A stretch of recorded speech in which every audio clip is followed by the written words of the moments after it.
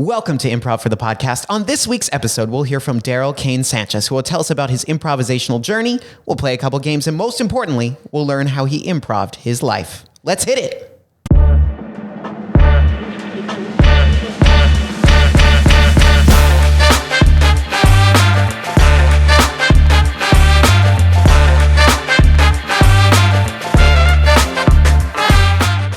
Welcome to Improv for the Podcast. I'm your host, Michael Lee Evans, and today I am joined by the incredibly talented improviser, stand-up comedian, and rescuer of all dogs, Daryl Cain-Sanchez. Daryl, thank you so much for coming on the show. How are you doing this evening? I'm doing great, Michael. Thank you. Thanks for having me on. Yeah, of course. Well, I feel like you are a guest who's been a long time coming. This is our 10th episode. So cool. This is kind of a momentous occasion. 10's a good number. So thank you for being here for number 10. Absolutely. Thank you. All right. So Daryl, before we jump into our usual game activities, I just want to take a little bit of time for you to kind of introduce yourself to the people out there who might not know you. How long have you been involved with IFTP? So my IFTP journey actually starts in about 2018, not as a performer, as an audience member, because I knew one of the performers, improvisers that belonged. And so I love the stage. I love seeing that kind of live entertainment. And so started following the shows. And then eventually that same friend who introduced me to IFTP said, "Hey, I think you should check it out. You should do improv." And so it took a while, but last year, August of 2021, I took my very first class, and I've never looked back. Wow. I didn't know that you started as an audience member. So we're gonna dig into that a little more later, because I'm definitely curious. And I would say that once you started in August 2021, I think you went full force, which is something I've always very much appreciated about you. Is you're like, you did something like fully, like you gave yourself fully over to it, rather than like, I'm going to dip my toe. And you just dove headfirst into the improv pool, which is always something I've admired about you. Thank you. I think that's been one of my best features and one of my worst features is because I have a tendency to appear to be, oh my gosh, you're insane. You're crazy. Calm down. You're manic. When it's just, when I really like something, I want to give my 100%. And that's what this is. It's like my 100%. I love it so much. Yeah. And I think, just thinking about improv too, that quality you have of like fully committing to something translates well into your scene work as well. Thank you. Yeah. I was thinking about this today, leading up to our recording. I believe the first time we met, you were in a Cool Beans comedy class as well around the same time that you started at IFTP. It was August 2021. Correct. I think Sunday, August 6th, 2021. I don't know why I remember that date. But I came in to audit a class, a Cool Beans class, because I had been interested in finding some sort of live comedy class to get involved with. And I remember I watched your set and I met you afterwards. And I think we chatted for a little bit. And you helped me find Improv for the People, because I had heard about it from you, and I think Matt was there as well.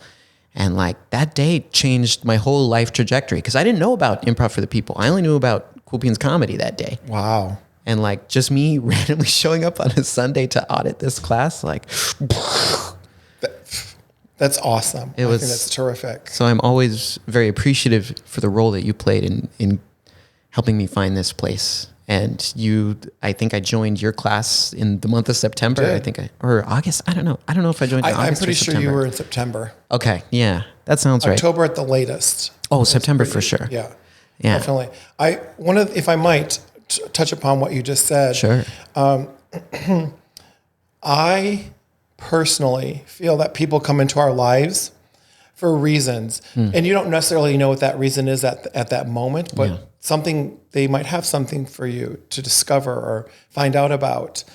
And if I can be a facilitator of that, I want to be there. And so thank you for sharing that with me, because I didn't know, and that's cool, because I loved getting to know you. You're such a incredible person, incredible improviser, And I miss you in classes a lot.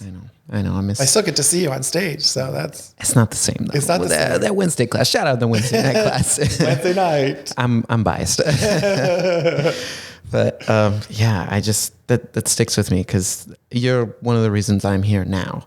And I just am always thankful for that. So... Well, you're welcome. We're starting off on a pretty sappy note, but... I wasn't sure. I thought, oh, crud. What if I start to cry? It's like, this is supposed to be improv for the people. Well, hey, if you cry, you cry. You cry. It's all right. That's the way it goes. Right. That's right. All right, Daryl. Well, we're going to get into your improv journey a little more later, but as always, as is tradition here on Improv for the podcast, as we're continuing to save up money to improve our sign, Come on, people. we got to play some 3 things. So, Daryl, I have some hand-selected categories for you from 3 things, but it's personal. Okay. Are you ready for some 3 things I'm today? ready for 3 things. Excellent. All right. I'm very excited for this. All right. Here we go. These are 3 things. Movies you like. Titanic. 1. Fall Play. 2. And the third one is on the tip of my tongue, and I wonder why I'm having a hard time getting it out. Clueless. 3. These are 3 things. Things that are only in Wisconsin. Packers. 1. Wisconsin Dells. 2. Wausau, Wisconsin. 3. These are 3 things. Favorite dog breeds. I knew that was going to be a question. Yes. Chihuahua. 1. Terrier. 2. Mutts. 3. These are 3 things. All right. I love it. Okay. I love Clueless. Clueless is a great movie. Oh my God. It's so 90s camp. And yeah. Alicia Silverstone is one of my favorite. Yeah. Like she's very actually pretty versatile as an actress. Yeah. I mean, she's done a lot of different things. And one of my first remembrances of her, even though this is about us and Improv for the People, is she did a movie with Carrie Elways, and she was a psycho kid who fell in love with he was a tenant that moved into an apartment above the garage. Her family rented it to him, and she became really psycho, and it was like, I love it. She was so great. I gotta see that character. movie. Yeah, I love Carrie Elwes too. Yeah. He was good too. Okay. Yeah. Oh man. Yeah. I always think of her in Batman Forever. Oh yeah. And then Clueless. Those are like 2. Like I'm like, oh, she was great in both those movies. She, they make those outfits very form-fitting. They did. They don't leave much to the imagination. I mean, even George Clooney's, he had nipples on there. No, okay. Yeah. Well, we finally acknowledged men have nipples. It's true. It was in Batman. We weren't sure until that movie came out. Exactly. But now we know. So thank you. Gosh, I can't remember the guy. Joel Schumacher. Was it Joel? Yeah, I think so. Yeah. Oh man. Thank you, Joel Schumacher. Thank you, Joel. All right. So some good movie choices there. All right. Things that are only in Wisconsin. Yeah, Wisconsin Dell. I don't know what that is. So I want you to tell me about that. What is Wisconsin Dell? So Dells. Wisconsin Dells is a place that all Wisconsinites love to go to during the summer. It's basically, how can I describe it? It's just like an amusement park of sorts. They don't have roller coasters and things like that, but they have these things known as ducks. Those are boats that are on wheels. Yeah. So they can be on the road and they can go into the water. So you'll see those up at the Wisconsin Dells. My family loves going up there.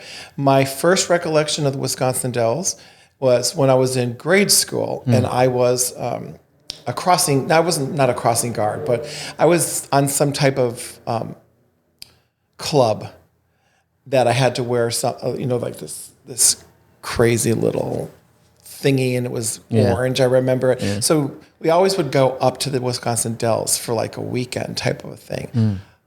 Not camp at all. Not like camp where we've been in a camp, but this is just like, it's like, so those are my only remembrances of it was going up for those events, for that like field trip sort of a thing, sleeping in the beds. And that's all I remember. I remember nothing else about it. I've never gone back. I don't care. My family loves it. And I'm like, okay. I'm indifferent. I'm indifferent. Yeah. Yeah. My mom also grew up in Wisconsin. Okay. And she was there, I think, until she was a teenager.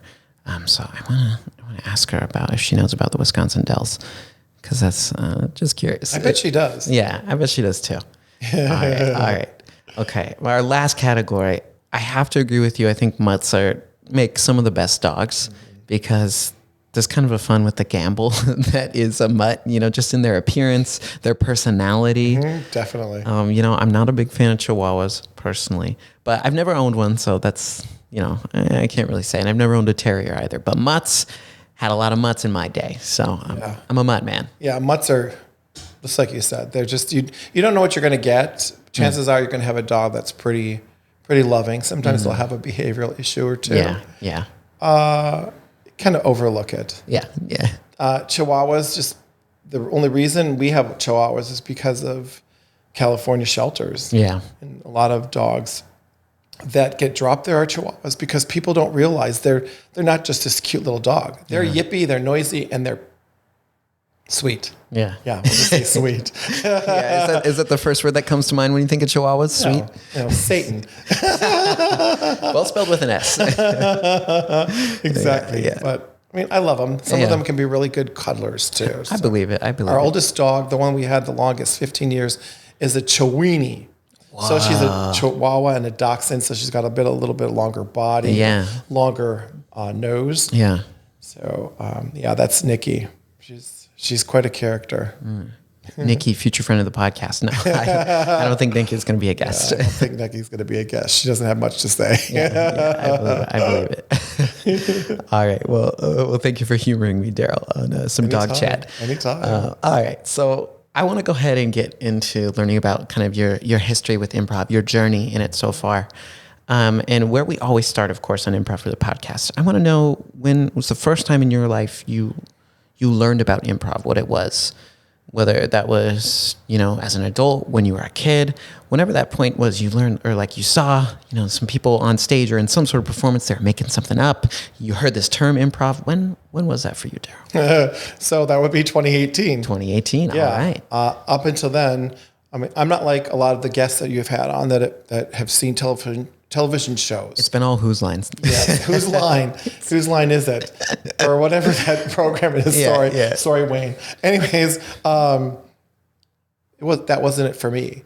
It was being invited to come to the show, Improv for the People. And when I saw what they were doing, it was just incredible.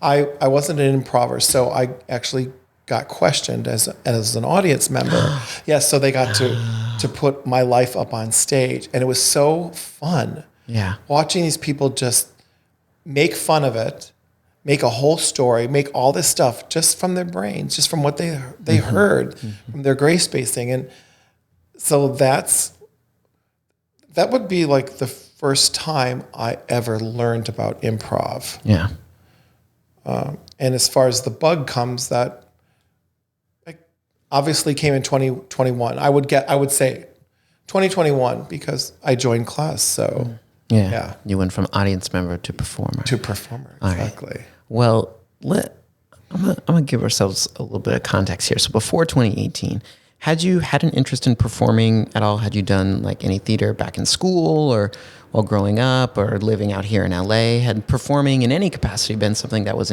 of an interest to you? So I think I've always been a performer in a sense. I think we all are performers. We perform as different characters in different instances all the time. However, my biggest joy was always making people laugh because as a child, I wasn't very happy.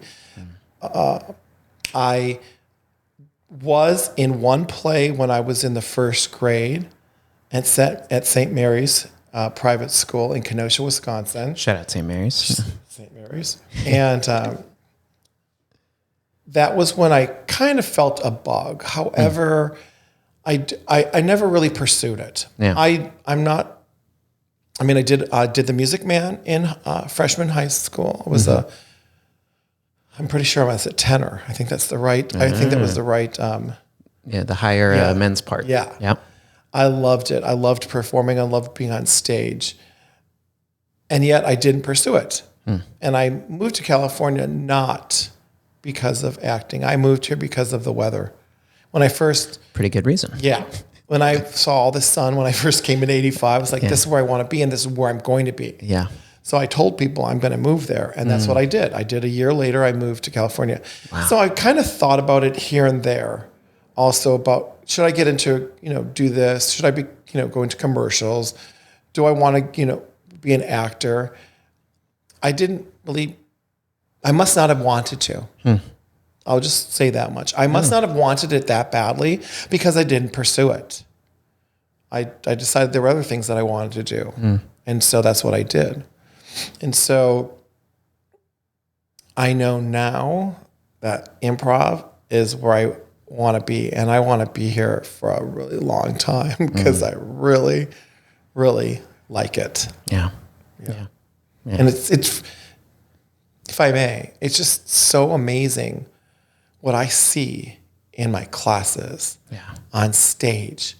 I know some really incredibly talented people that just make me laugh just for nothing, just being sheer like silliness. And it's so fun. It's fun to be that kid.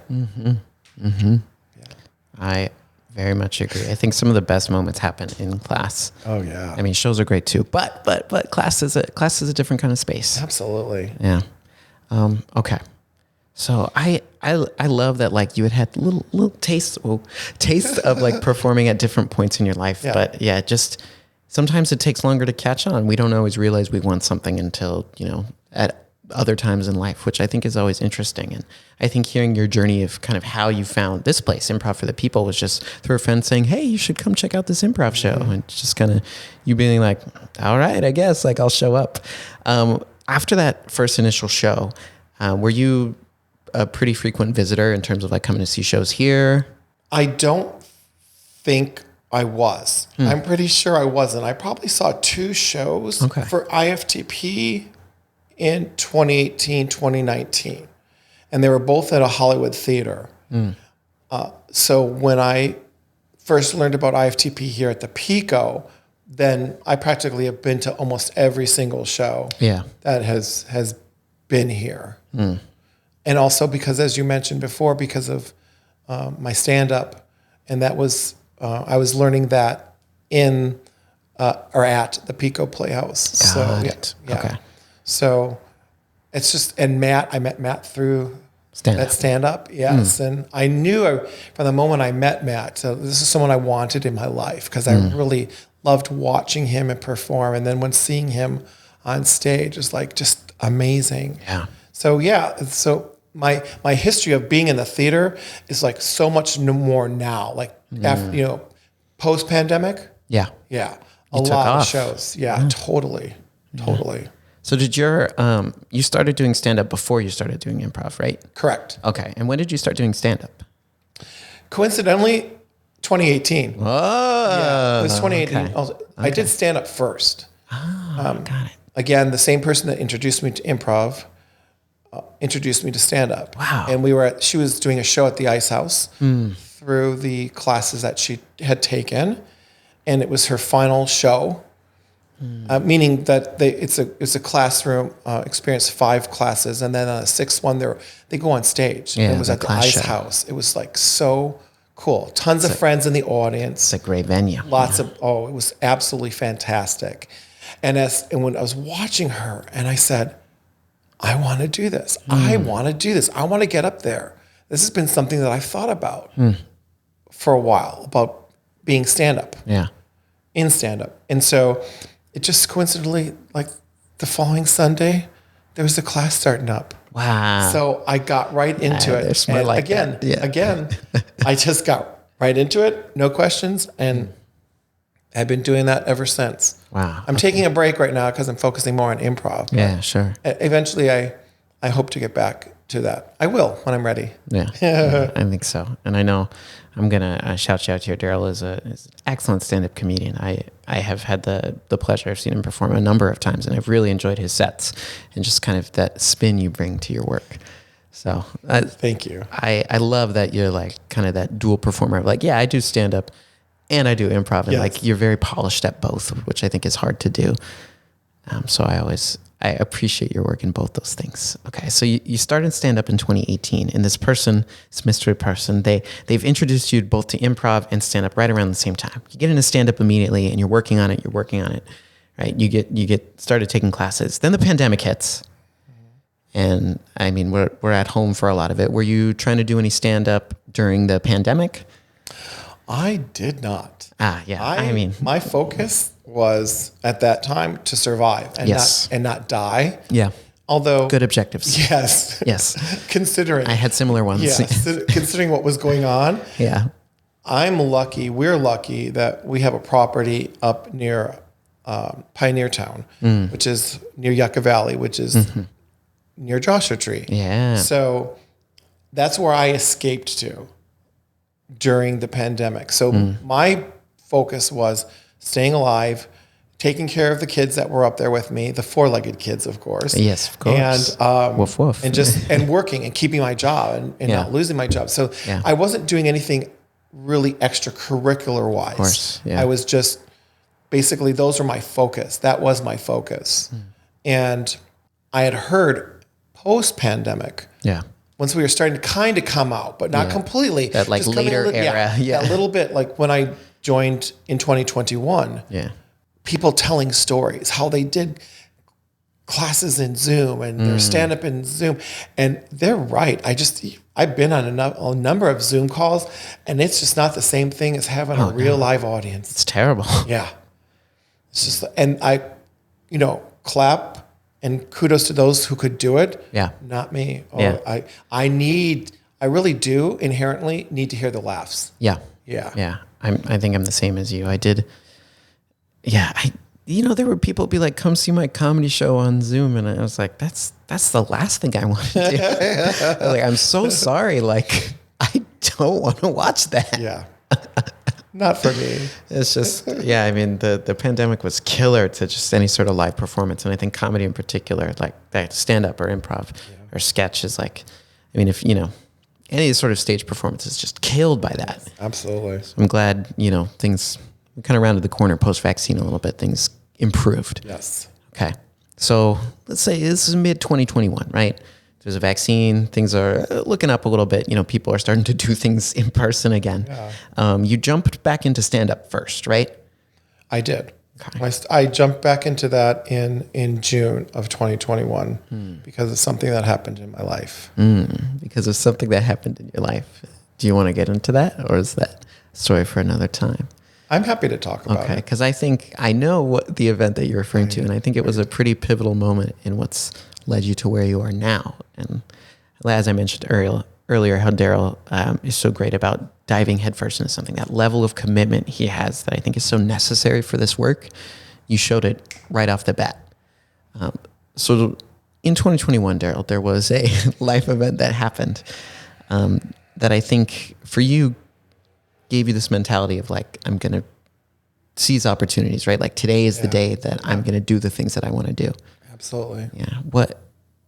Tell us about that, Daryl. So I was traveling for work to Pensacola, Florida to help on a trial team, which I love that type of work. Like it's crazy hours and it's, sometimes you're working for 24 hours, 36 hours straight with no sleep. And it's pretty rough. Yeah. Money-wise, it's nice. Yeah. Okay. So I was traveling to Pensacola, Florida to participate and help in this trial. And I was in North Carolina on a layover. And as I scanned my boarding pass to get on my plane, to get to Pensacola, everything that was in my left hand and on my left arm just dropped to the ground. And in that moment, I knew what happened. I knew immediately what had happened. And I said, I've got to get to Pensacola because they're expecting me there to work. So I worked for several hours at the trial site, went home early, had some dinner, went to sleep, hoping that when I wake up, it would be better. Yeah. And it was not better. By the time I finally got up in the morning, I'd gotten worse and basically got myself to the emergency hospital and had my but I'd already known, confirmed that I had a stroke. So once the doctor told me that I had a stroke and they left the room, I cried. I cried because the first thing I thought of, what am I going to do for work? I didn't think about anything else at that moment. Although I did think about, I'm going to tell my husband. Yeah. And I didn't tell him for the whole time that I was in the hospital, which is a story for another time. That is a story for another time. He eventually found out. Yeah. And I could not write I did not write, excuse me. It's not that I could not write, and I did not write for about 20 days. Wow. Maybe more than that. So from the 10th of May until June 2nd, it was the first time I could write. So in my mind, the reason I got back into stand-up is because I wanted to share what had happened. Yeah. I thought about it being a way to share with other people that somebody who had a stroke, you can survive. Yeah. I mean, I've seen people in really bad shape, and I am very fortunate. I'm very lucky because I did what I needed to do then. If I'd done it before, maybe, but at the same time, things happen for a reason. Mm-hmm. They do. And it was in that moment of having that stroke and my recovery that I said, this is what I want to do. I don't want it to be about work all the time. I need to start having fun. I need to start taking care of me. So the stand-up did. It helped. It helped with my brain. It helped me, it just goes to show that sometimes you have issues with your brain. I do have issues with my memory sometimes. Okay. And I think doing my sets and learning that stuff really helped me realize that I could still do it. Yeah. Don't be afraid. What improv taught me was this is healing. It was healing to me. The joy that it brought to me every single week and those people that I met, I was like, oh my God, it's better medicine than the medicines that I have to take now. It really is. It truly is. And the people have just that acceptance and accepting you for who you are and just having fun with you and accepting you. It's incredible. Yeah. It's so it gets you so high in a way. Yeah. Yeah, it is. It's amazing that a place like this exists. Oh, yeah. And once you find it, you're like, wow, I cannot believe I get to be a part of this. I am so lucky. Yeah. I think you mentioned, right? You were like, these are things I need to do. I need to have more fun. I need to take care of myself and realize that not everything I do is about work. And I think those are such important lessons that I think most people spend their entire lives trying to figure out. I know that's a constant struggle I have in my own head, just prioritizing things. Yeah. So I think that's everyone, write that down right now. Yeah. Thinking about your own well-being, what you are getting out of life, right? Don't wait until you're 55. Think about it now. Yeah. Think about what are the most important things for you now. What's going to be making you happy? Because when you die, all those material things aren't going to be there. If it's gone, it doesn't matter. It didn't matter. Yeah. What did you make of your life? What did you do? Yeah. That's some good stuff, Daryl. And I think, you just you took control. I think, right? You came back, you're like, boom, I'm going to do stand-up now. Yeah. Stand-up, you're like, you know what? I'm going to try improv. I've seen some shows in the past. I think I can do that too. And you got out there. You joined IFTP. And how was that, your experience in those first maybe couple classes, your first month of classes? You started August 2021, August 2021. What was that like coming in? You'd been doing stand-up. You had some experience there. So, first of all, the classroom was full. There was at least, I'm pretty sure, 14 people. Okay, yeah, good size. Various age groups. Yep. From super, young 20s to myself being, 55. I'm sure there was somebody there that was older, but I don't recall at this moment. I'll tell you though, I did what mostly is suggested when you start out in a class is I just sat there and observed at first to see what was going on, to try to get an idea. Yeah. And when I stood up to do my first scene, I will never forget the person who I did it with. I will never forget what we did. I know exactly how we were sitting, the whole kit and caboodle. I know it. I know it all. And I don't even remember being nervous. However, I still had to learn what makes improv work, because I didn't know about being present. I didn't know about listening to your scene partner. I think I've watched so much TV, and I'm so used to watching people. I think you're supposed to. I know you're supposed to look at the person. Your person that you're in the scene with, right? I find myself a lot of times wanting to look to the audience. So it takes a real effort for me to tune out, to have that fourth wall up and just ignore, even when they're sitting there laughing. Yeah. Yeah, that's hard. So I went home, talked to my husband about it, and told him how much fun it was. I couldn't wait until the following week. And I just listened. I watched, I observed, I took in everything that Matt taught us, because I was in Matt's class, and just really appreciated that no one looked at me like, oh, you're new? Gosh, you stink, right? No one did that. Yeah. No, it was all accepting. Yeah. It was so, I really needed that. I really needed that. Yeah. And IFTP gave me that. Yeah. I have to pay for it, but it's great. I'd pay for it. I totally would. Yeah, well, exactly. It's worth it. I think it sells itself after that first class. Yeah. Because you come in and you get something different than you've ever experienced. And I think even just a few of the things you mentioned right off the bat, like diversity in age, which I know in my experience is something I hadn't really seen in a ton of improv classes. Is mostly a bunch of people in their 20s. Okay. But then coming here, I like that it's not just that. It's because I think it's a richer classroom environment when you have people with so many more different perspectives. Just bringing different qualities and references to comedy it's way better. Yeah. It's way better. It's a lot more fun. And I think coming into that here, I was like, this is cool. It makes it seem like it's a more inclusive environment, because it's not just this one type of up and coming comedian, but copy and pasted 12 times.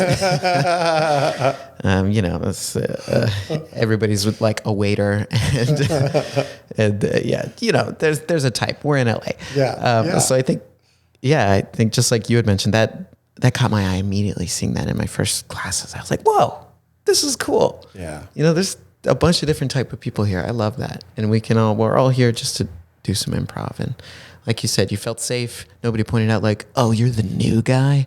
We're all pretty experienced over here.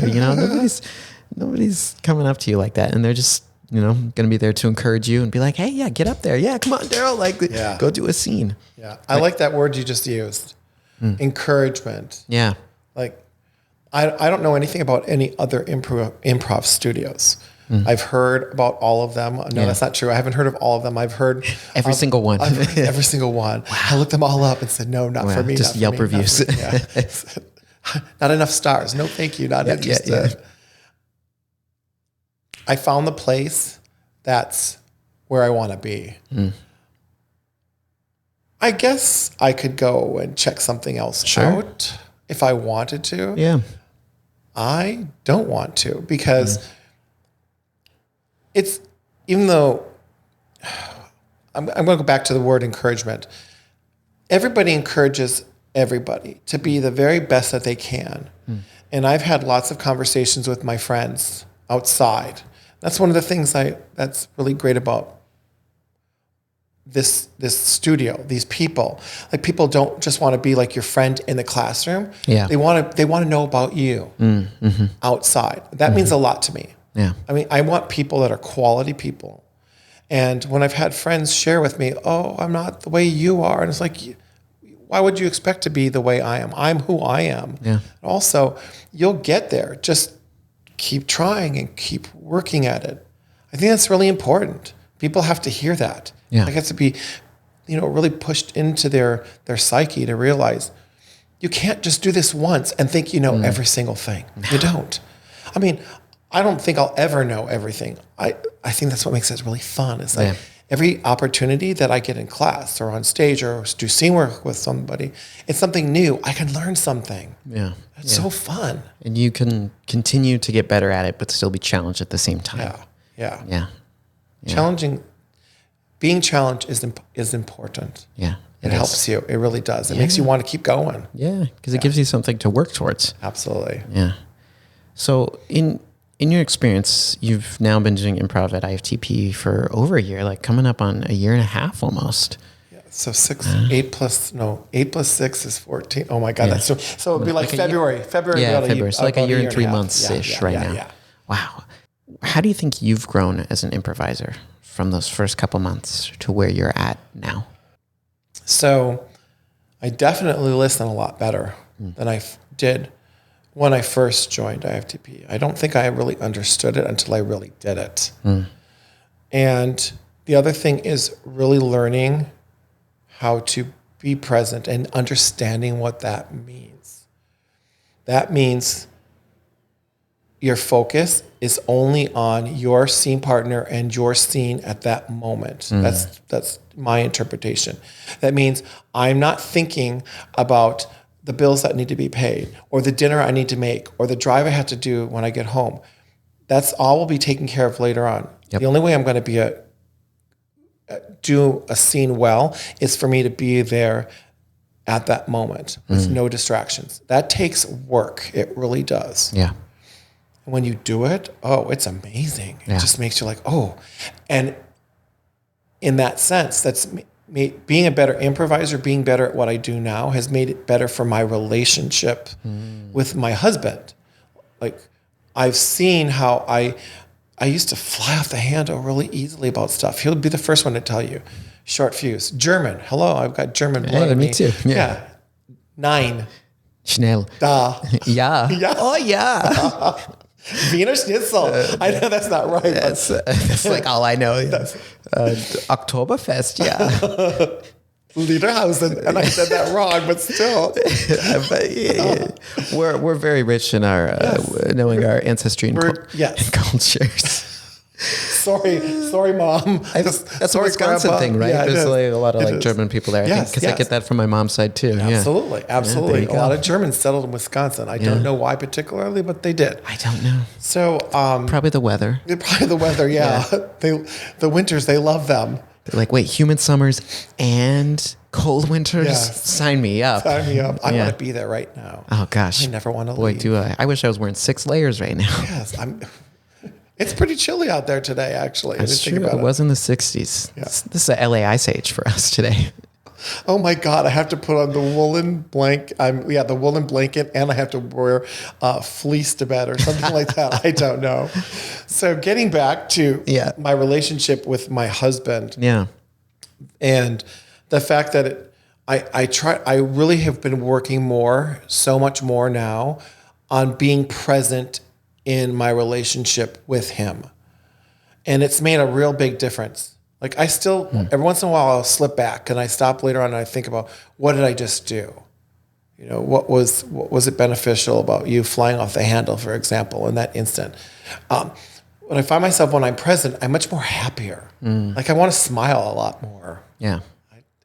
It's weird. So it's really, it has made a big difference in my personal relationships for certain. Work-wise, who cares? Work is work. Work is work. Work is work. And I think that you already kind of brought it up and kind of leads me into my next question of thinking about like improv's impact just outside of classes too. Because I know for me, improv has had a huge impact in other areas of my life and just my overall mentality and my general well-being. I think just being a member of IFTP has, oh my gosh, it's been so enriching. And I think you mentioned, like you said, being like, listening and being present. It's a huge one. Because I think, in everyday life, it's so easy to get caught up on thinking about what's next or getting stressed about things to come, being a worrier. I'm a huge worrier. And improv, teaches the opposite of that. You're just thinking about what's here and now, what information is here right in front of you. Yes, absolutely. So what would you say, Daryl, for you has kind of been improv's impact? How has it bled into other areas of your life? Wow. I mean, besides my husband, I do find it beneficial for my relationships with other individuals, be them friends or just people I'm coming into, in a store, for example. Yeah. Like, I know a lot of times you'll see someone go, ooh, like you make a judgment right away. I think what improv is teaching me is stop being judgmental. Not just to this person, because I think as improvisers, we judge ourselves a lot. Oh, absolutely. Okay. If I don't want to judge me, then why am I judging someone else? So, I need to get over that. And that's a work in progress. I think the most important thing that it's teaching me is that awareness is being aware. And it really does make me happier. Like when I think about being in improv and doing a scene with someone or just thinking about this person's smile or their face, it just makes me so happy. Yeah. I love the word that you said. It's like you're coming up with the great words. Enriched. Like my life is really enriched. Yeah. I mean, I've met you, an incredible person. I've met Dee, your wife, she's an incredible person. Future wife. I mean, future wife, not future fiance. Future, sorry. Almost, not yet. When this episode comes out, I think I'll be married. Yeah, I think so. That's crazy to think about. Yeah. Whoa. Yeah. Spoiler alert. for my life, I guess. Yeah, but anyway, yeah. So, it's like, I mean, not just that. It's like, and Matt's just not a teacher either. Yeah. He's a friend. He's a person that when you see walking down the street, doesn't ignore you. He like embraces you and wants to get to know you. And everybody that comes into your life can be someone that can impact you if you let them. You have to let them. Yeah. Sometimes having those walls up, whatever that might be, being scared and not knowing that person and just being fearful doesn't get us very far. Yeah. It doesn't. So I try not to be fearful in scenes. That's an example of where being in a scene, if I can not be fearful of whatever might come out of my mouth, who cares? You may think it's dumb, but your audience is going to let you know differently. And so will other people in your life, not just your audience. The other people that come into your life, whomever that might be. I mean, I think it's important, even if you don't like what it's taught me also is like, don't let whatever has been going on during your day affect when you come into the studio or into a classroom, for example. Yeah. That's a big one. I think I've really, I used to, spoiler alert, surprise, I have been a gigantic drama queen seeking attention for a long time, for my whole life. And I know that I was seeking out that attention in a negative way, behaving negatively, hoping people would notice me so that I'd be like, well, now I'll be happy. I wasted so much time doing that. It was such a wasted way, an expression of how I was, like what I wanted, What I wanted was I wanted you to like me. Okay. So I figured the only way that you'll like me is if if I've got a problem going on, for example, or okay, I had a really bad day at work, so I want everyone to know about it because I want everybody to feel sorry for me. I would let that affect everything and everyone around me to the point that then they didn't want to be around me. So now I've learned that happened. So what? Let it go. You don't need to do that anymore. It's been a lot of fun. Yeah. Having a bad day and coming in here and not letting it affect you. Sometimes it's okay if it's affecting your character in a way that's helping you in the scene. Yeah. It's informing what you're doing. Yeah. Informing you is one thing, but sitting there in the whole class with a pouty little attitude isn't getting anyone anywhere. No. No one's going to like that energy anyways. Yeah. Especially you. Yeah. And you're wasting your time. Yeah. So you're bringing the general vibe down for everybody. Yeah. Yeah. And that's another way of getting attention. Anyways, That's true. Yeah. Because people be like, what's up with so-and-so? Yeah, exactly. Yeah. Exactly. I really love that parallel you kind of drew between the idea of like, the walls that we put up and like not letting people in our everyday life. And the same applies to your work in an improv scene, right? Because a scene that's successful is when both improvisers are, taking in the other person, like you said, listening and paying attention to the information that's given. And the same thing I think is true is that in our everyday life, there's so many potential interactions or moments that you can have with people, but depending on the level of quote unquote walls that we have up, we may seize those moments or we might miss out on them without ever really knowing. And I think that's just a really interesting parallel that you mentioned. It's like getting that rich bit of information from your scene partner and you totally ignore it. Yeah. Because you have some other agenda. Mm-hmm. When if you had acknowledged it with a yes and or whatever, just acknowledging it, as weird as it might sound. I've been in scenes and it's like someone says something like, what did they just say? There's a difference between brushing over it, letting it go over your head and ignoring it, or actually accepting that bit of information and seeing where that's going to lead the scene. Yeah. That's really powerful. Yeah. And a lot of times we give up those opportunities. Yeah. Not just here, I'm talking about in life in general. Yeah. We give up an opportunity because we weren't listening. Yeah. We weren't paying attention to what someone had to say. Yeah. So. Yeah. See, now we're getting into the stuff where I'm like, the nitty gritty of improv and like how it, how it does, like, it can like mirror like this idea of art imitates life and life imitates art. But I think it's so very true because all these examples you're giving, Daryl, right now, just like, of how like we're not listening, we're not paying attention to things, we're not letting in other people. Like those small moments can happen within improv scenes, but then, we expand it and we're like, that happens every day. Like, in our work, just going to the grocery store, just in everything we do, we miss things because we don't hear information. We don't pay attention to other people. We have our own agendas and we steamroll others. And I just, this is the stuff I freak out about because I'm like, see how all this, crosses over between your actual everyday life, how relevant it is, how just impactful it can be. Absolutely. So I love hearing that from you because it's just confirmation bias for me because I'm like, yeah, that's what I believe. And I'm like, I'm not crazy. I think, you're not crazy. Because well, thank you. So I often, I've said it before in past episodes, but I'm of the believer that like, it ties back to acting and just arts in general. Like improv lessons are life lessons. And that's, I'll bring that up once every few episodes because that's a core thing I think that I believe, especially at this point in my life as I've gotten a little older from when I was just, trying to do improv for other reasons versus now where it's more, it means more to me than it used to. That's great. Wow. That's great that you recognize that. Yeah. Yeah. I guess perspective, I think, getting older and not, letting improv be something, I serve improv rather than trying to have improv serve me, if that makes sense. Being like, I just get to show up and like, if I do these simple things of listening and, these core tenets of yes-anding, building something with another person versus showing up and be like, all right, improv, what opportunities are you going to give me? Let it come to you versus forcing it, don't have my own agenda. Right. I think a lot of times when we have that agenda, it's not being present.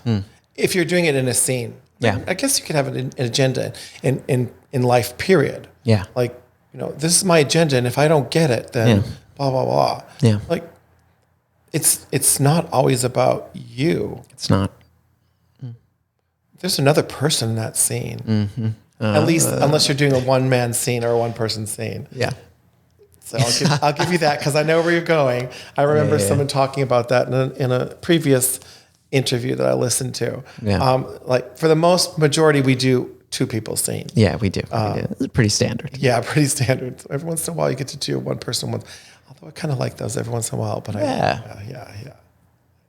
Anyways, it's just get rid of the agendas. Just toss it away. It doesn't. It's not going to help you move forward. And you're not going to hear what the person is saying. I really have learned that if you're talking to somebody and they're talking to you about something and you've already formulated an answer to them, and they're still talking and they're moving on, you're still stuck in that that first thing that they said. You're not being present and you're not listening. Yeah. You're robbing that person because they deserve your attention. So you don't, like, one of the things is learning that you don't have to have an answer for everything. Yeah. I've learned that also. Yeah. I've had people point out, you don't have to answer everything for everybody. You don't have to fix everything for everybody. It's like, wow. I thought I was supposed to. Yeah. Yeah. I don't have to do that. Wow. That takes off a lot of pressure. Yeah. You know, I mean, I've heard it said before, if you don't like me, it's not my loss, really. It's not. It's not my loss. Yeah. It's like that's okay. I don't need to be friends with everybody in the world. I don't want to be. I just want to respect. I want respect. I want to respect you. And I deserve respect. Yeah. You want to see that reciprocated. Yeah. Absolutely. Yeah.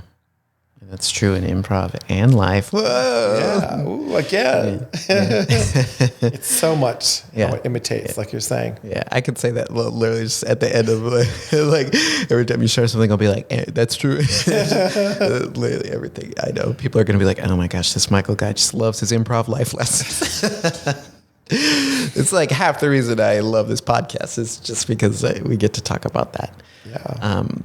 I do kind of want to shift our focus back on going back to improv and your kind of career that you have so far that you've made for yourself, Daryl, both as a stand-up, as an improviser. You've done some sketch comedy. Daryl was part of a sketch comedy show we did over the summer. He wrote this fantastic sketch about a family reunion and the idea of just, you not wanting to be like all the people you see at your family reunion, but you are. And exactly. I think it's just such a fun premise because many people have experiences at family reunions. So it's fun to see that exaggerated like you did. And I would like to see some more sketches from you down the line. Because that was but a taste, I think. But a taste. But a taste. So with that said, where am I going with this? Think about where you are now, kind of in these different areas of comedy that you've explored. Do you have some goals or things you want to explore or try next within improv, within stand-up, within sketch? Kind of looking ahead, Daryl, what is on the horizon? I won't lie. It would be a lie if I didn't say I have thought about wanting to do a career as a stand-up comic, for example, or be more on stage. Yeah. As far as improv goes, I'd like to get a team together. I have a few friends that are interested, and I'd like to start performing and get out. Not that I don't like performing with IFTP. I want to experience elsewhere and share elsewhere and make people laugh elsewhere. In that regard, trying to experience more shows. Yeah. Going to different theaters and testing it out, trying it. Do I like it? How does it feel? Yeah. That type of thing. Expand your palette. Yeah. And so going back to if you don't get a challenge, you kind of become stagnant. And then you're not moving forward. And so moving forward means I have to keep pushing myself. Yeah. I have to keep taking care of myself. I have to keep wanting to do this. I do want to do this. So what does it mean? So what I need to work on is stepping out of the fear and just going for it. Yeah. I'm pretty comfortable doing stuff here. Yeah. I'm not going to lie. Yeah. Yeah. It's because I really like it. I work with a bunch of great people, and I never feel like anybody's trying to screw me. Yeah. I will need a little more. I need someone that doesn't necessarily like go in front of a group of people I don't know and perform in front of those people. You want to stretch yourself. Yeah. And see where that takes me. Yeah. I mean, I've actually seen a bunch of plays recently also, now that you can go and see musicals and stuff like that, which has been really nice. Yeah. It's been so nice to do that, have that experience. Because I love seeing people on stage. And almost every time after I'm done watching a performance, it's like, I've got to get in a movie. I've got to get in a play. Sure. I want to be in a play. I want to get up there. And I think about, what is that going to take? Like, what talents do I have besides improv and stand-up? I can't sing a tune to save my life. I mean, it's fun to do karaoke because who cares how bad you sound, right? Thank God that I have windows on my car that I can close up when I'm singing so no one hears me. Yeah. I'm just like, what is that person talking to themselves? No, I'm singing my songs. I love songs and love hearing that. So, I mean, I've thought about it. I've thought about what does that entail? Yeah. Getting into a play or a musical. Yeah. I that nervousness, that fear like that of the unknown is what's probably stopping me. If I just took the step and just tried it out, I'd probably get an answer. Yeah. I think. And then I wouldn't be scared anymore. Yeah. Yeah. Because it'll be like, oh, well, now I've done it. Yeah. Exactly. I think you should definitely explore plays and musicals. I think I could see you doing well there. And they're a ton of fun. So, yeah. Okay. Well, I mean, I like to, I'm an actor. Yeah. I really am an actor. So. Yeah, you are. I mean, you've already shown, right? Like you said, you're just wanting to explore other areas within performance, I think, because you've already explored a few here. You've done sketch, you've done improv, you've done stand-up. Those are three, very different, like, areas of comedy. Now you want to explore that in other areas, maybe a little bit of drama, bit of music, who knows? Yeah. Well, we'll get you in a Shakespeare. I love drama. I mean, Matt has a workshop called IMPROV-ed. And I've taken every single one and have loved every single one of them that I've done. Yeah. Because I love that dramatic part. And I think what's really fun about IFTP and our classes is that I can do drama also if I want to in a scene. I can get really dramatic. And I love that. Yeah. Because either I'm really making the people laugh because I'm so dramatic, or they're just like, they're like, oh my God, like, whoa. It's like, is he really acting, or is this really... or is that real? Well, I mean, I think it's partly all. I mean, I think it is kind of a little bit of real, even if it is acting. Yeah. I mean, you become that dramatic person from experiences that you've learned from in your life, watching other people, whatever. Yeah. IMPROV-ed. I love that so much. It's so fun. Yeah. I think... Yeah, I mean, I see it as kind of your goals, or like thinking about what's next for you is just like, exploring more facets of performing and saying like, hey, I feel comfortable at this. I'm experienced at this now, improv, stand up, all that. I want to try new things and like kind of have that experience again of like starting from like, okay, this is my first time doing this. I want to work my way through it, build myself up in that. And I think that's really awesome because that just lends to you becoming an even more well-rounded performer than you already are. And I think you might surprise yourself with the skills that you already have, how they might translate into those other areas. Because, I mean, improv can, oh my gosh, I think it can help in anything. Oh, yeah. And it has helped in stand-up. Yeah. A lot. Yeah. And I mean, it's amazing. You can just rely on, first of all, in stand-up, if you can't remember what you're going to say, it doesn't matter because they don't know what you're going to say. They do not. So you can say whatever if something pops into your mind, and that's okay. That's really a real great level of comfort. I hear a lot of times people say, well, I can't do stand-up because of X, Y, and Z. I said, you probably can do it because of X, Y, and Z. What you need to do is just be comfortable. Yeah. It's okay. No, people are there to laugh, and if you just be yourself and you, whatever, don't worry about it. It's amazing what happens. Yeah, yeah. I mean, when you worry too much, it's just, it stops you or something. Gets in the way of everything. Yeah. Yeah. Yeah. Yeah. I think, just stand up too. Stand up is one of the hardest things, I think, because at the end of the day, it's just you and a microphone and like, you're hoping for the best. So like, that's tough. So play, musical, like you got a whole cast in those. Yeah. I mean, sure, there's solos and monologues and things like that, but it is not the same. And having done a little bit of both, I think plays are easier than stand-up, Daryl. I really do. You are much more experienced stand-up than I am, so I think you'll be A-okay. Thank you, Michael. Yeah. Thank you for believing in me. Yeah. Yeah. Well, because I've seen what you can do, and I've seen what like excellence, care, and hard work you bring to these current like fields that you're involved in. So I know that'll translate to those other areas. So with that said, Daryl, I actually had someone text me just moments ago.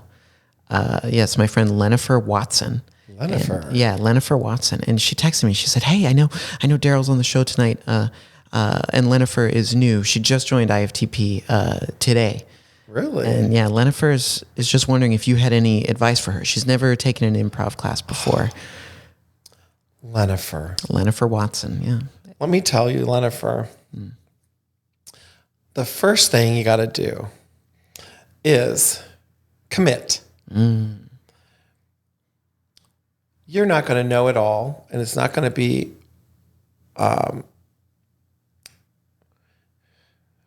what's the word I'm looking for? I'm searching for a word that's not coming. You can't get it all in one day. You won't know how much fun it will be by just taking one class. Giving up right away is not an option. You got to keep putting in the reps. 4 weeks is just a start. Yeah. 8 weeks is another part of that journey. You got to keep going. You got to keep showing up. You've got to keep putting your best foot forward.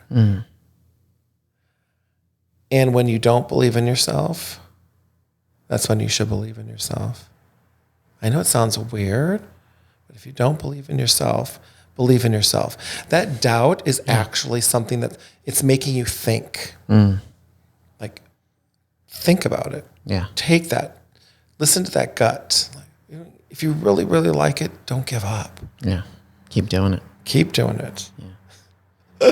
There you go, Lennifer Watson. Lennifer Watson, yeah, newest member of IFTP. Yay, I can't wait to meet Lennifer. Yeah, me too. No, I've known her a long time. All right, well, thank you for sharing that wisdom with Lennifer and the rest of the listeners and viewers at home. All right, Daryl. So I think just to summarize, and we'll touch back this towards the end, but yeah, I think at the end of the day, the lesson I think I take away from your story and your improv experience so far is that something that is also true in improv is like, today is the day. I'm going to seize the moment, and I'm going to the best of my ability, take control of what I can control and make the most of it. And I think that's shown through in your work thus far. And I'm excited to see how that shows up in what's next for you. Thank you, Michael. Now, with that said, speaking of what's next for you, Daryl? What's next? You ready to play some improv games? I sure am. All right. That's why we're here. Improv for the podcast. All right. So here we go. So the first improv game that we are going to play today, Daryl, actually has to do with giving advice. So you actually just gave some great advice to Lennifer Watson, but we're going to need your help finding advice for a few other topics. So this game is called Good, Bad, Worse. And in this game, you and I are going to work together to come up with some advice for a few different topics. So we'll give some good advice, we'll give some bad advice, and we'll give some worse advice. Yeah. So, you know, it's important to have layers to this. So there's 3 problems that you and I are going to tackle today, Daryl. And how this will work, I'll give us our topic, and I'll have you start. You'll give the good advice. I'll give the bad advice. Then you give the worse advice. Then we'll move on to our next topic. And we'll switch. So I'll do good, bad, worse, you know, go back and forth like that, essentially. Sounds good. All right. Any questions for me before we jump in? No. All right. Luckily, Daryl is ready to give some advice. I am ready. Thank you for your help. There are thousands of others out there like Lennifer and just people in general who are going to need this advice that we're sharing today, Daryl. So no pressure. Yeah, no pressure. All right. So this first problem that I heard about that someone is struggling with, and we'll keep these poor people anonymous who are struggling. Yes. This person said they're afraid of lakes. Oh no. I am so sorry to hear that. Yeah. What I want to tell you is that start small. Start with a bath. Once you become comfortable with a bath, then you should be able to go out and sit in the lake. Yeah, I think that's some good advice, Daryl. Yeah, start small. And I think my advice for this person who's afraid of lakes is that, you know, just go in one. Just go in one. But just stay in the shallow end. Get over it. Just go in a lake and drink some of the water, and I think that'll help you feel better. So my advice is what you need to do is without even having a life vest on, you row out to the middle of the lake, to the deepest part of that lake, okay? And then what you do is you carry a big old weight, like in your hands, and you jump into the water. And then what you'll do is you'll sink all the way down to the bottom of the lake. That's what you need to do to get more comfortable with lakes. That's great advice. Thank you. Thank you. So listeners at home, we've just given you a pretty good roadmap on how to overcome your fear of lakes. So don't even worry about it. Okay, is there going to be a disclaimer? Might be hazardous to your health. Yeah, it might be. But I like to trust that our audience is smart. All right. So this next problem that someone is having trouble with, it says, "Hey, Improv for the podcast. I'm really clumsy, and it's becoming kind of a nuisance, which, that is a serious problem. So I'd love to give this listener some advice. So listener, my advice to you, I hear you're really clumsy, is that, you should just, kind of go around in like some sort of protective suit all day. So even if you are clumsy, you don't get hurt. If you've seen Seinfeld, there's that character Bubble Boy. That could be you, listener. You could be Bubble Boy. So that's my advice. Yeah. Well, my advice to you, if you're clumsy, is to go around with a pair of roller skates and carry a couple of knives. It's really, really smart. No protective gear at all. And you should just, like everyday life, walk up and down 10 flights of stairs, carrying those knives and wearing those roller skates and not even care. Give it a care. So what? So you fall down and get a couple of nicks and cuts. Yeah, it's all right. You'll get back up. Yeah, big deal. Big deal. And I think our final piece of advice for you, clumsy listener, is that honestly, you should just go and get a job at the circus as a tightrope walker, and you'll either remain clumsy or you'll get over it. Up to you. Great advice. All right. So there is this one more pretty serious problem that one of our listeners is dealing with. It says, "Hey, Improv for the podcast. Oh boy, this is tough. I have to break up with my boyfriend and I don't know how to do it. Can you give me some advice on the best way to break up with my boyfriend?" Break up, baby. I'm so sorry. I'm so sorry to hear that. We're so sorry. The best advice about breaking up with someone is you need to do it in a place that has a lot of people so that the person you're breaking up with doesn't start bawling their head out and screaming in torturous pain after you're breaking up with them. That's my advice. That's some good advice. And I think my advice is just, well, you could break up with them in a crowd of people. I think the best thing to do is go over to where they live and go to their bedroom and then break up with them in there, so they'll always associate that memory of being broken up with their bedroom.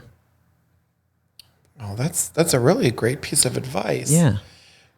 What I'm thinking is the best way for you to do it is to do it with a blimp. And it'll be flying over their house and will says, "I'm breaking up with you." That way you don't even, there's no torturous last feelings about seeing that person, no bad memories, just, "Will you break up with me?" That's what I say you should do.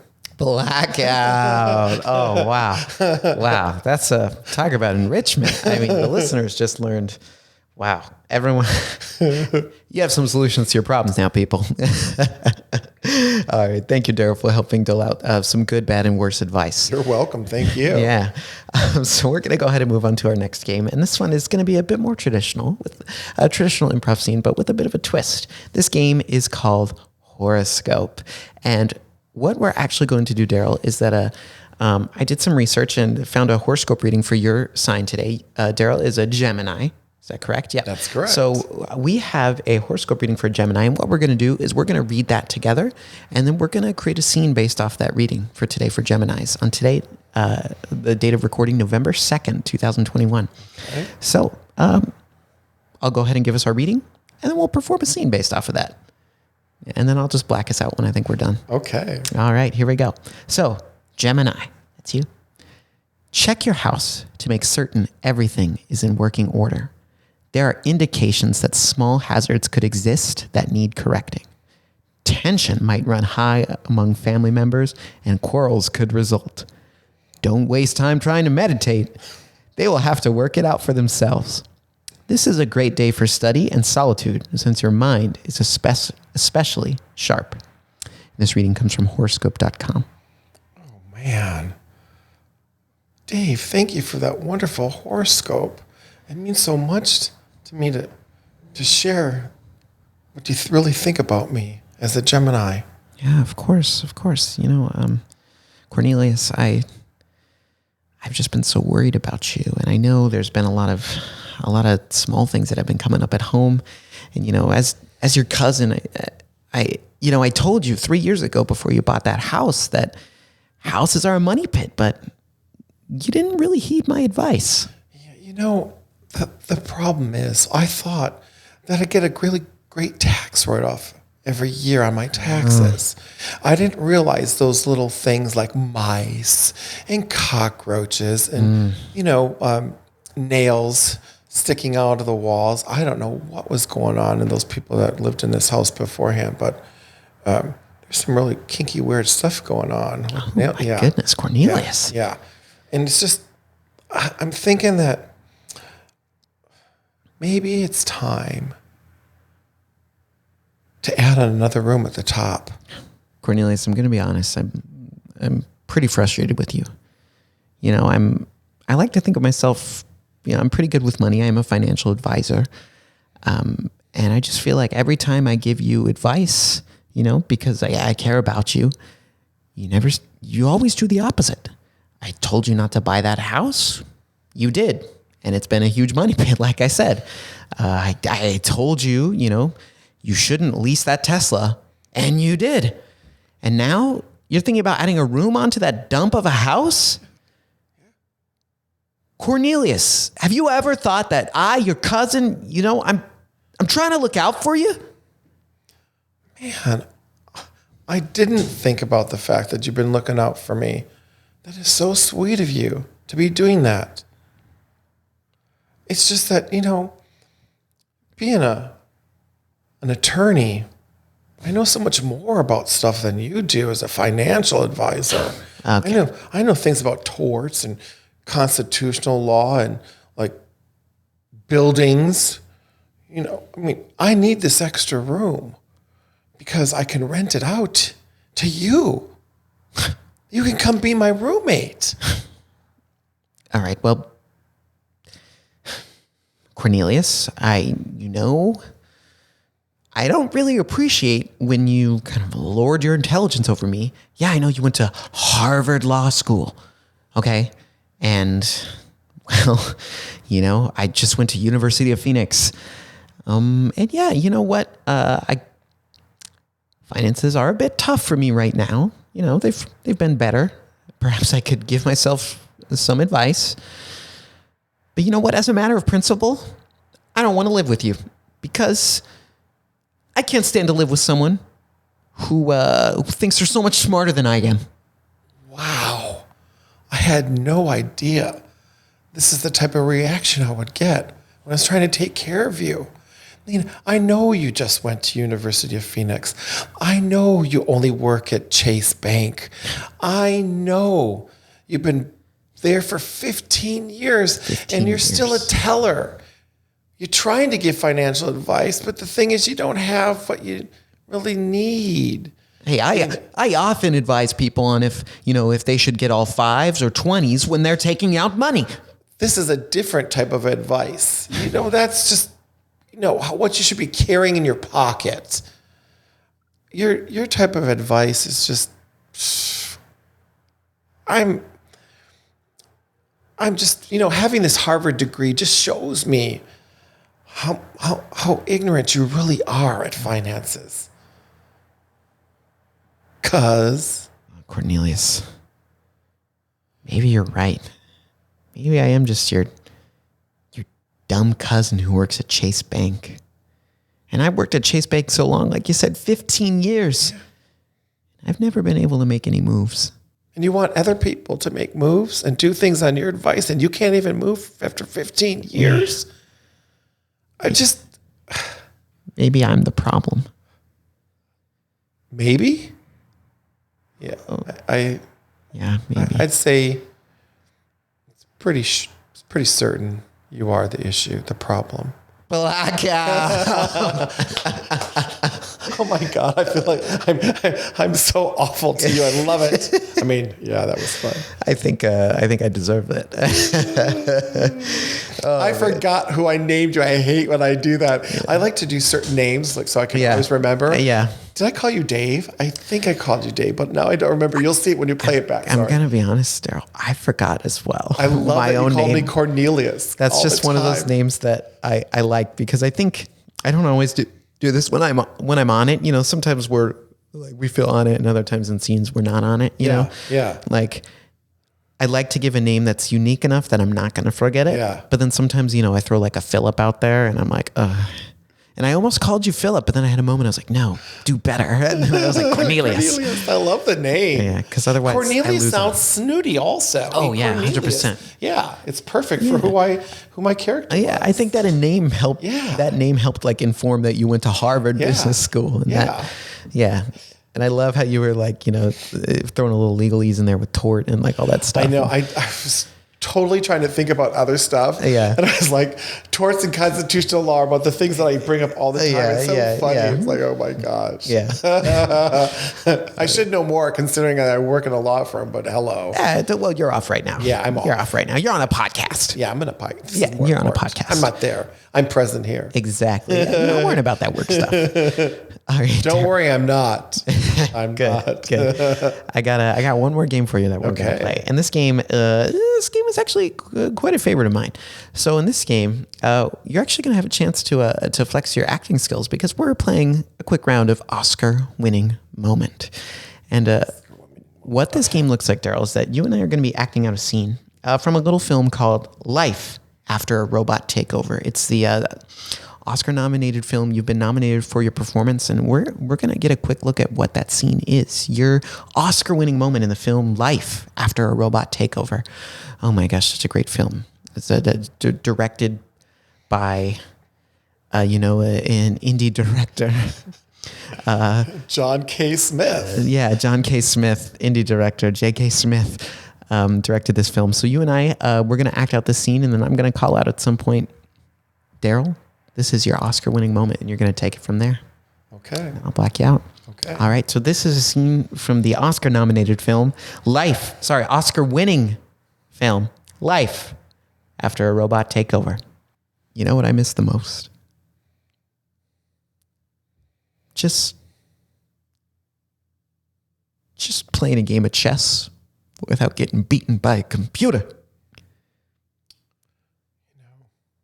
I miss those days too. Yeah. When I got that human connection. Yeah.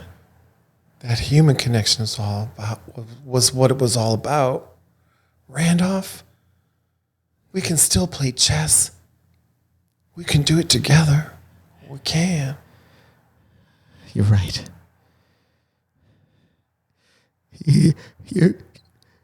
You're right, Bob. I know they took over, but they can't take it away from us what's inside our souls. That's right. It's right here. The desire for connection. You and I. Robots don't have it. They don't. They don't have it. I'm telling you. They may have taken over, but they can't take it away from us. It's your Oscar-winning moment. I want you to know how much I've always cared about my chess games with you. That moment when I press my fingers on the pawn and I push it towards you. It feels so much like the first time I met you. It makes me think about taking one little step closer to you. Reaching out to you, letting you be the king in my kingdom. You will always be in my heart and in my soul. I love you. Blackout. Oh my gosh. It was incredible to get to witness an Oscar-winning moment right here in our humble studio. Thank you. Oh my goodness! Wow. Well, what a performance! J.K. Smith, the director, just knew he had captured gold there when that scene was shot, in the film. And I'm glad the Academy was able to recognize your work. Thank you very much. Yes. All right, Daryl. Well, we've talked about many things. We've learned about your improv story. We've played some games. Are there any final words that you want to leave us with before we go today? I'll just say, live, love, and laugh. And you get all that at IFTP. It's right there on the side. That's what I'd like to end it that way. I think that's a great way to summarize. Thank you, Daryl. So I'm going to go ahead and thank again Daryl Cain-Sanchez for coming on the show today. I'm your host, Michael Lee Evans. And as always, this has been Improv for the Podcast. If you enjoy the show, please feel free to jump on Apple Podcasts or Spotify and go ahead and leave us a review. We'd love to hear from you, what you think of the show. But until then, we'll see you next time. Improv for the Podcast was created by Matt Moore and Michael Lee Evans. Edited and produced by Michael Lee Evans. And finally, presented by Improv for the People. Interested in more IFTP? You can visit us at improvforthepeople.com or on our socials, such as Instagram, TikTok, Twitter, and YouTube. Remember, new episodes are released weekly. Thank you for listening. We'll see you next time.